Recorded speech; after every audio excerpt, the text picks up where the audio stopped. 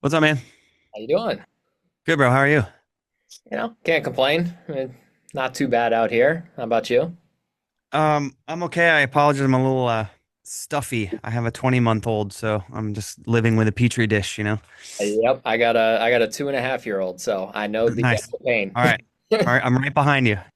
Yeah, yeah, and I'll tell you what, like it starts to get a little bit better, but not perfect as far as It's getting it's sick. not ideal for being a vocalist. I'll tell you that. I had Oh, to I had to cancel a radio appearance on Monday because I'm just now coming out of it a little bit, but I'm still just it's not been great. no, Trying to get We're about to go on tour for 20 months straight or something though, so I'm trying to get it out of the way now. I mean that's a good way to look at it. I think my pediatrician told us that it's like, kids when they're gonna get, I want to say it was like 19 different viruses and everything, and as soon as they get it, they're good. Check it off the list. So it's like Yep. just check this one off. You're good. Yep. But no, I mean, hopefully you can start feeling a little bit better. But appreciate you taking some time powering through the sickness to chat a little bit. Sure. But the new song has been sounding great here on Alt 105.1, and it's been a wild ride for you guys, just with reuniting, the new album coming out, October 10th, and last I looked, the song's sitting top five for alt radio. Like, how has this entire experience been with finally putting out new music after a few years with that EP, but at first full length in almost 10 years? Mhm. Um, I don't really know where to start. It's all very surreal. It was all very unplanned and unexpected. I mean, the fact that we have to finish the week at number five to officially claim top five. But yes, technically this morning, today, we are the number five song on alternative radio for the day. Um, we haven't had a song on the radio that, we tried a couple of songs in the 2000 in the tens in the 2010s, but nothing really came of any of it. We didn't really have the kind of support that you need for a big radio campaign at that time. And we do now. So it's part of me is like part of me wonders, were those songs good enough? We just didn't have the right people behind them, or um, or is it just this song? It's hard to say, but either way, it's been 20 years this year since we License Sounds was that would be the last single we really went to radio with.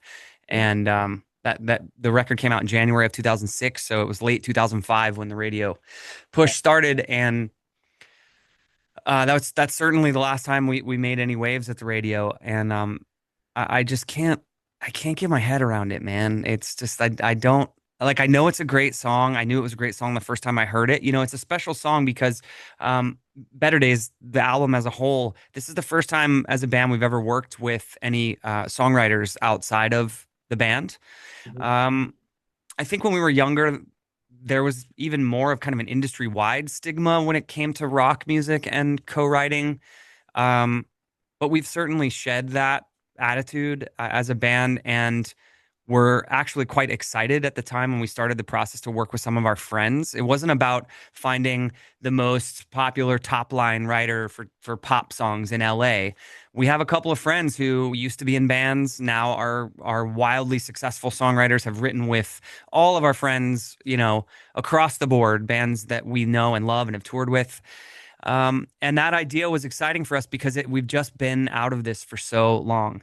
And I came to the guys very early on and said, hey, if we're going to go in and make a full length record, and this is before we knew Travis Barker was going to be involved, this is before we had a record deal, anything. We were just talking about the idea of making a full length album. And I said, I just think personally I've been disconnected not just from pop punk but from rock music for so long now, because what I do in my own time, I listen to or create like ambient electronica and scoring soundtracks. I'm trying to get into film and TV. I just don't sit around and listen to certainly not current rock music, and anymore. I listen to mostly instrumental music. That's just what I need to calm my mind and the anxiety and stress that I've learned to deal with over Yeah. over time here in my adult life. And so my palette for music has changed a lot. And that's a long-winded way to say I just thought I needed some help to make this record. And when I brought that up, our lead guitarist, Ryan Mendez, really kind of raised his hand excitedly and said, we have to work with my friend Nick Long. So Nick played in Ryan's band, Staring Back, way back in the early 2000s. So they've been friends for decades. Nick worked with Blink 182 on One More Time and worked on, I don't know, 5 or 6 songs on that record. He's worked with Travis on a lot of different projects, and that's in the end how we came to work with Travis. But I know Nick. I've known Nick. He's a great guy, great dude, and he's band first, guitar player first, and that's what we were looking for. Because if we were going to work with outside writers, um, it still needed to feel authentic, and it still needed to feel like it was coming from Yellowcard, not coming from some outside writer. And Nick was the perfect, teammate for that. He was a perfect partner to bring in and work on new music and just kind of have a little direction, a little help, kind of getting back in the saddle, um, writing a Yellowcard record. And so as soon as we wrote a couple of songs, I mean, it just, the floodgates open and we were off to the races. We worked with our good friend Andrew Goldstein, also, who's an incredibly talented writer and has worked with, I could list every band that's on Warped Tour this year for the revival. He's worked with so many bands. Yeah. Um, and he's a huge Yellowcard fan. Fun story about Andrew. We've been talking about working together, excuse me, for many years, even after Yellowcard broke up. Like, should we just write a song together for something? But the way we met was he contacted me through a friend to have me fly to LA. I was living in Nashville at the time, fly to LA and play acoustic in his living room for his 30th birthday, I think. Um, so, he like paid me for a gig and I flew out there. Um, and this was like during the time where there was no Yellowcard and in our mind there was never to be Yellowcard again. But anyways, met Andrew, connected with him, and then that was that. And so he's a huge Yellowcard fan. So there were days where we were walking into the studio and he'd have an idea already going. He got there early. He's working on a riff or something. And if you close your eyes and kind of zoom out, it just felt like I was writing it. It felt like we were writing it. He was so in tune with um, our music and what we were trying to do with this record. And I just think those guys being a part of it, and then we can talk about Travis as well too. But those guys being a part of it was became less about help and more about motivation, Yeah. and support. And so, Better Days, to get back to the point of this whole long-winded story, excuse me, is a song that Nick wrote with Travis and Taka, the singer for One OK Rock, Okay. who's also a good friend of ours and good friend of mine. And so Travis just said, "Hey, I have this demo laying around. You want to hear it?" And he played Better Days, and it was Taka singing, and Taka's voice is angelic. It's magical. He's like an American Idol level vocalist. So we were all blown away by the song, the idea of the song. We tweaked it here and there. I changed a lot of lyrics and made it my own when I sang it. But my first instinct was, how in the hell am I going to sing this song? This dude is out here just crushing this demo, and I have to do it for real. But we knew it was a special song, and we got in and worked on it more with Nick and Travis and made it our own. And it's just a testament to the process. Something we tried that was totally new and different, to work with um, other writers and music that was being created collectively in a room by really talented people. And Better Days is obviously generating some buzz. I mean, it's Yeah. people enjoy the song. Yeah. Man, I I think need to it's go get some cool water. too that, like working with your friends and working with, obviously people that have, grown up listening to, the band, throughout all of the years. I feel like that makes such a huge difference. And, kind of going back to the whole, like, is it the song, or is it, the resurgence? And it's like that pop punk resurgence has really been at that forefront when we've seen so many of these bands that have been reuniting, including Yellowcard, and have really been making all of those waves. So, do you think that there is something about, that whole wave of like, okay, the listener base has grown and evolved, and this is the kind of songs that they still want to hear, but a more like mature version, so to speak? I mean, obviously the wave of call it nostalgia or whatever you want to call it, but with When We Were Young and so many of the bands that we came up with making music and touring again, there's certainly something there. But we go out and tour in 2023, and you know, we're celebrating 20 years of Ocean Avenue, biggest tour we've ever done, which is also very surreal to be, 20. That was my 23rd year in the band, and we're playing amphitheaters and arenas, and we have LED walls, and just, we've never done anything like this. It's like we were struggling to sell out, all but New York and LA, in the House of Blues, like in every other city in America. And so we broke up the band. We felt like it had run its course, and we were treading water, and no matter how much effort we put in, we were getting less out every year. And so we stepped away, and it was going to be forever. And then fast forward, you're playing the biggest shows you've ever played in your career. It just doesn't compute, but it's on the back of Ocean Avenue. And so that's important to note, because people love that record. It's why we have a job. It's why we get to keep making music. But then that tour ends, and what do? We're not celebrating an anniversary anymore. We're not riding the nostalgia wave anymore.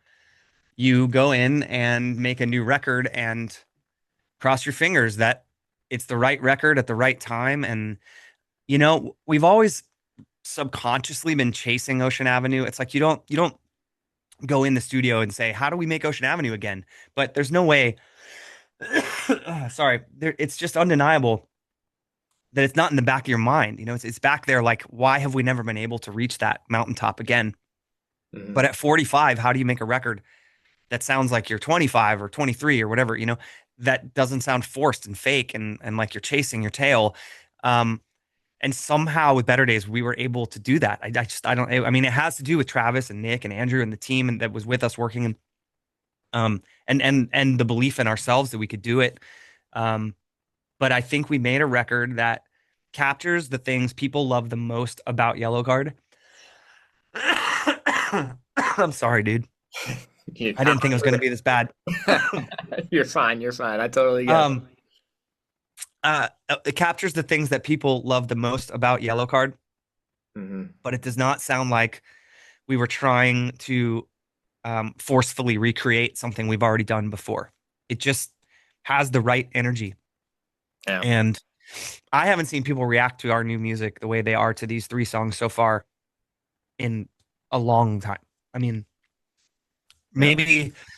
maybe when you're through thinking Say Yes and Southern Air, those first two Hopeless records we made, people were pretty excited about, but Yeah. they didn't have the reach that this has. That new music didn't quite touch or reach as many people as these songs have already, and the album's not even out yet. So we're just overwhelmed with gratitude, and we cannot believe we're here, man. We can't believe that we're doing the things we're doing, the tours we're doing. We're going out with A Day to Remember Yeah. for 2 months, 2.5 months. I mean, what a massive tour for us. We were struggling to find those kinds of shows, those kinds of tours in the end at 2015, 16. That Yeah. was another reason we decided to step away. And here we are doing the 20-year Ocean Avenue tour. Sorry. Third Eye Blind, direct support, Yeah. one of my favorite bands of all time. And now we're going out in arenas with The Day to Remember. It's just mind blowing. Yeah, it's been pretty wild, but it's cool to see. And it's not going to be in Louisville, but in Lexington, November 6th. So a quick little drive over to that arena for that show. That's going to be fantastic. Again, October 10th, the new album is going to be coming out. So I mean, a lot going on in that world. But and you were touching on it earlier about being more into like instrumentals and being into scores and all of that. And you're very much a Disney fan, and this whole Disney Starlights at Disney World. Like, how did all of this kind of come together with with JEDHA and doing something like this? I mean, it's a huge experience. It's such a wild story, man. So JEDHA is Ryan Mendez from Yellowcard and myself. When the band broke up, we decided to start working on some music, some instrumental electronic music. Can I grab water? Yeah, That's all fine, I need. fine, no worries. I have another interview after this, but I'll just push it a little bit. It's fine. Okay. Um, So I'll back up. So JEDHA is Ryan Mendez, the guitarist of Yellowcard, and myself. And when the band broke up, he and I have long been into a lot of instrumental electronic artists. Not necessarily like the Vegas day club type EDM. We're into more of kind of like the ticketed club shows. Got a lot of artists from England and Iceland and Germany and Sweden, places like that. Yeah. Um, so we've recorded a lot of music. We've released a full length album, and it's kind of just a fun side thing we've been doing. But one of the things we're really interested in doing as we grow our career is scoring for film and television. And so um, I'm trying to keep this as short as I can, but I was at an event around MegaCon here in Orlando, which is the big Comic Con here. It was kind of like a Star Wars themed emo night party Mhm. that my buddies throw at Comic Cons. And so I was there, and I'm standing backstage and end up in conversation with a guy named Roger Butterly. And we find out that we're both from Jacksonville, Florida, both went to the same high school. He graduated like 5 or 6 years before me. He's a little older than I am, but nonetheless, like he was a music major. I was a theater major. We just got to talking about school in Jacksonville and everything. And and somehow, it came up. Well, he knew what I recognize you from Yellowcard from Jacksonville, obviously. And I said, well, what do you do? And he said, well, I'm the head of live entertainment for parks and cruises for Disney here in Florida. So I executive produce all the fireworks shows and live shows on the cruises and all that. I was like, amazing. Um, I told him about JEDHA and told him that we were interested in getting into scoring and stuff. And he said, I have something that might be cool for you guys. Let me think on it.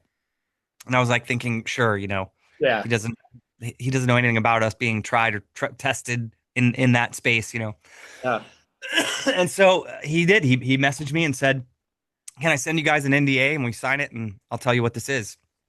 And so we did, and we auditioned and we got the gig. So Ryan and I ended up doing the music. We worked with an orchestral composer named Tim Heinz, and then Ryan and I did all the electronic components and our elements for the new nighttime spectacular at Magic Kingdom here at Walt Disney World. So it's the first parade, that new parade they've had in a long time, at least a decade, I think.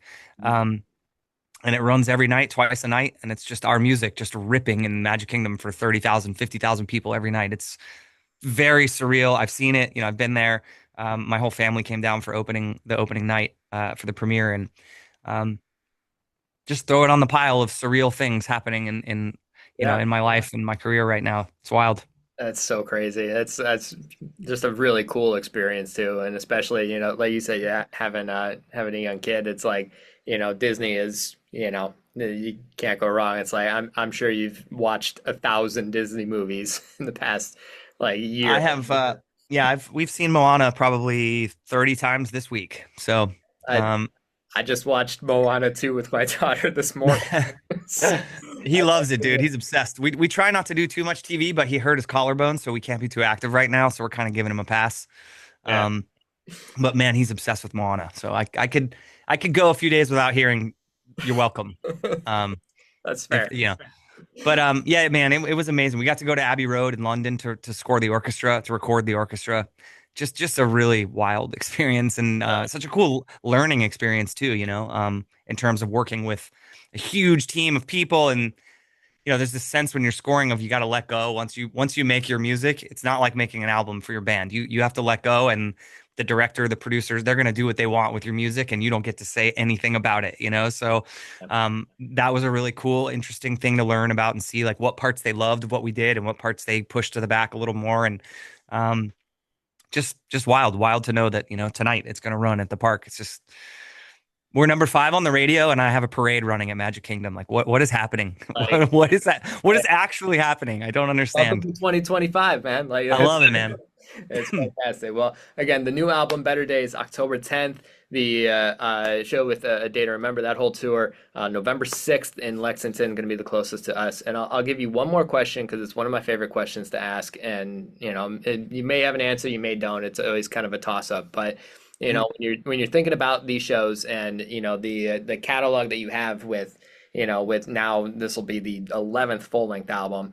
When you're putting together your set list, obviously there's always staple songs that are going to make the cut, some newer songs as well. What's a song that you wish you could put on the set list, but it just never makes the cut? Oh, man. There's a lot of songs from a record we put out in 2014 called Lift a Sail that I wish we could play. That record is just really deeply personal to me. But it is not a pop punk record, and it is not. It's grown with a lot of people. It's kind of pulled a Weezer Pinkerton for a lot of people, I think, where when it came out, it was kind of jarring, but now it's really grown on people. It's just it's kind of like a 90s shoegazy alternative rock record. It was just really different for us, but Mm, it's the record we needed to make at the time. And so a lot of those songs we got to play several of them last summer because it was the 10-year anniversary of the album, and we thought we're on tour with Third Eye Blind. Why we're not headlining? Why not? yeah, And man, it was so fun to dust those songs off and just bang your head. It's you're not running around jumping off the drum riser for those songs. You're just yeah. grooving. Really enjoyed the show last summer. So I would say many songs from Lift to Sail I wish we could always play. I like it. I mean, again, it's one of those things like I like that inside look, and it gives somebody, that's watching the interview an opportunity to be like, oh, like let me dig a little bit deeper. Yeah. So I dig it. But I'm looking forward to seeing what's going to be on the set for the tour with the Day to Remember. And It's good. It's good. We've spent the last month putting it together, and it's going to be a show like unlike anything you've ever seen from us in terms of production and just the flow of the show and the cues and the kind of segues we have going. And we've never done anything like it. So I'm really pumped. yeah, I'm excited for it. I mean, I've seen the show, like, the bare bones that you guys, did years and years and years ago. So I'm Yeah. looking forward to seeing, the difference for everything. So it's Cool. gonna be a lot of fun. But I appreciate you taking some time, go and take Yeah. some medicine. Hopefully you can. Well, I've got two more calls after this, but hopefully you can edit out all the hacking. I mean, I'll chop out where you left. All right. We'll Well, do that. I apologize to everyone listening that I was hacking my lungs up, but thank you for bearing with me, everybody. Of course, and definitely appreciate the time, man. Feel better. All right. Cheers. Thanks, dude. All Take right. it easy. See ya.